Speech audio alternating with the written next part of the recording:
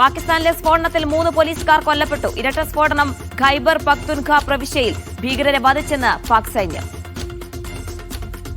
പാകിസ്ഥാനിൽ വിലക്കയറ്റം രൂക്ഷം. 1 കിലോ തക്കാളിക്ക് 600 പാകിസ്ഥാൻ രൂപ. വിലക്കയറ്റത്തിന് കാരണം അഫ്ഗാൻ പാക് സംഘർഷമെന്ന് വിലയിരുത്തൽ. അഫ്ഗാനിസ്ഥാനിലെ കുനാർ നദിയിൽ അണക്കെട്ട് നിർമ്മിക്കാനൊരുങ്ങി താലിബാൻ. ലക്ഷ്യം പാകിസ്ഥാനിലേക്കുള്ള ജലപ്രവാഹം തടയുക. പ്രഖ്യാപനം പാക് അഫ്ഗാൻ സംഘർഷ പശ്ചാത്തലത്തിൽ. നിർമ്മാണത്തിനുള്ള നടപടിക്രമങ്ങൾ ഉടൻ തുടങ്ങുമെന്ന് താലിബാൻ വക്താക്കൾ. യുക്രൈൻ പ്രസിഡന്റ് വ്ളാഡിമിർ സെലൻസ്കിയുമായി കൂടിക്കാഴ്ച നടത്തി UK പ്രധാനമന്ത്രി കീർ സ്റ്റാർമർ.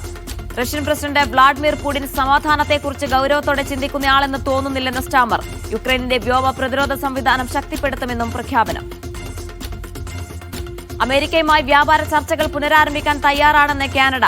മാർക്കാർണയുടെ പ്രഖ്യാപനം US തീരുവ യുദ്ധം തുടരുന്നതിനിടെ.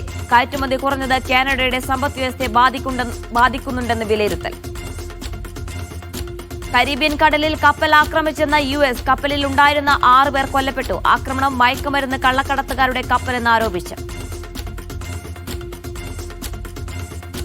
തുർക്കി പ്രതിപക്ഷ നേതാവ് ഓസ്ഗുർ ഓസലിനെതിരായ കേസ് തള്ളി. 2023 വോട്ട് ക്രമക്കേട് ഉൾപ്പെടെയുള്ള ആരോപണങ്ങളിൽ കഴമ്പില്ലെന്ന് കോടതി നിരീക്ഷണം. നടപടി തുർക്കി അങ്കാറ കോടതിയുടേത്. കരീബിയൻ ദ്വീപുകളിൽ ഭീതി പരത്തി മെലിസ എന്ന ഉഷ്ണമേഖലാ കൊടുങ്കാറ്റ്. ഹെയ്ത്തിയിൽ ഒരാൾ മരിച്ചു. ജമൈക്കയിലെ കിങ്സ്റ്റണിന് സമീപം കൊടുങ്കാറ്റ് വീശാൻ സാധ്യത. തെക്കൻ ഹെയ്ത്തിയിൽ വെള്ളപ്പൊക്കത്തിനും മണ്ണിടിച്ചിലിനും സാധ്യത.